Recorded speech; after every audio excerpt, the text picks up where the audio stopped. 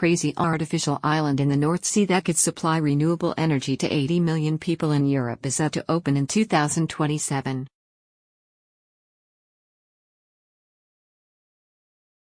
Plans for the 2.3 square miles, 6 square kilometers, landmass suggest it will be surrounded by fields of offshore wind turbines and come with its own airstrip and harbour.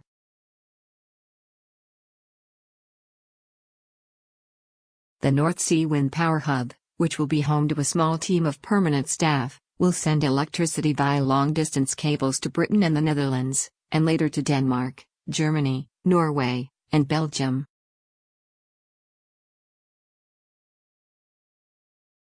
Scroll down for video.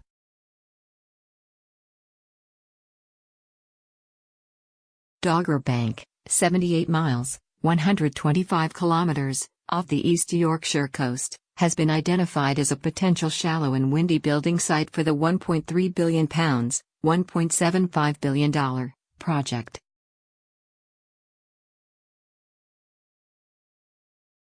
The site would include buildings for staff housing, an airport, a small network of roads, green spaces and even an artificial lake.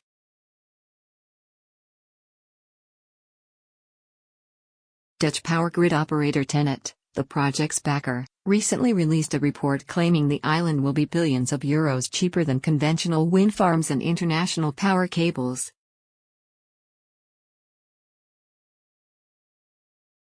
A project's backers claim it is an innovative way to make offshore wind power cheaper as available space around the coast fills up and turbines are pushed to more expensive spots further out to sea.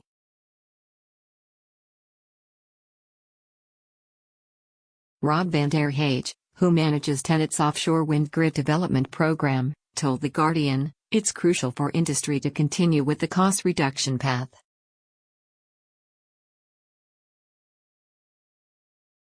The big challenge we are facing towards 2030 and 2050 is onshore wind is hampered by local opposition and nearshore is nearly full.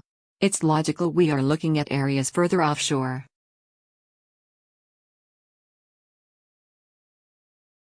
Dogger Bank is relatively shallow with depths of between 15 and 36 meters, which is expected to reduce the cost of the ambitious project, which will rely on a vast and expensive network of underwater cables.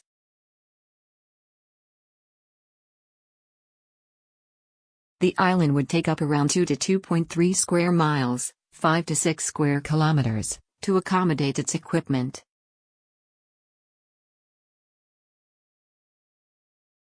Addressing the engineering challenge ahead, Mr. van der Hage said, "Is it difficult?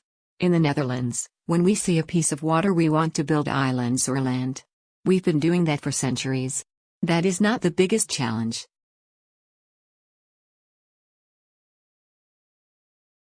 The plans have been drawn by a series of energy companies from Denmark, the Netherlands and Germany, including Energinet, a Danish state-owned energy operator.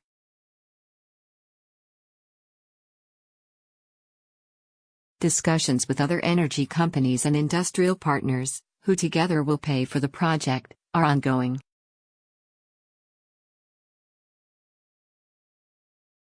The next steps for the plan are set for completion later this year with a roadmap published in the Netherlands, which if successful could see the island operational by 2027, with the wind farms to follow, Mr. van der Hage said.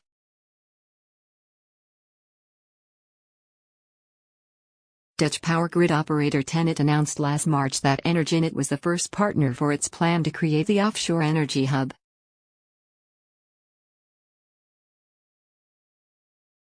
In an interview at the time, Torben Gleur-Nielsen, Energinet's technical director, told The Independent, "Maybe it sounds a bit crazy and science fiction-like, but an island on Dogger Bank could make the wind power of the future a lot cheaper and more effective."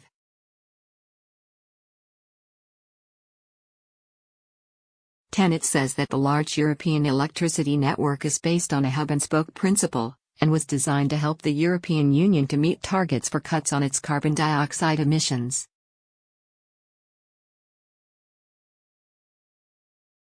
Energinet.dk CEO Peter Ostermark Andresen said the project has the potential to lead to a further reduction in prices of grid connections and interconnections.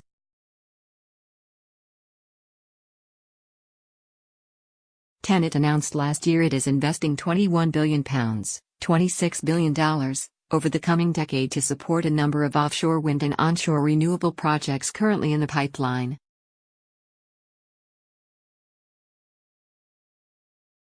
The company also wishes to improve interconnections between the Netherlands and Germany.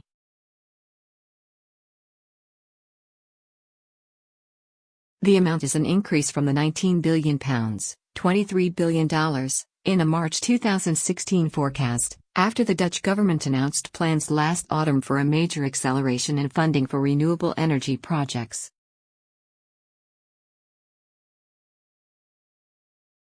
The plans included permitting 5 gigawatts of new offshore turbine farms, for which TenneT will provide infrastructure.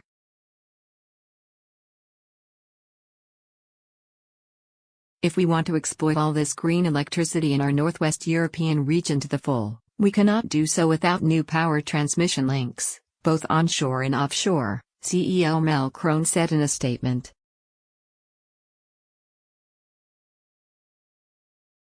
The ongoing coupling of the European energy markets will lead to more convergence of electricity prices in the various European countries, and will make electricity more affordable for end users, he said.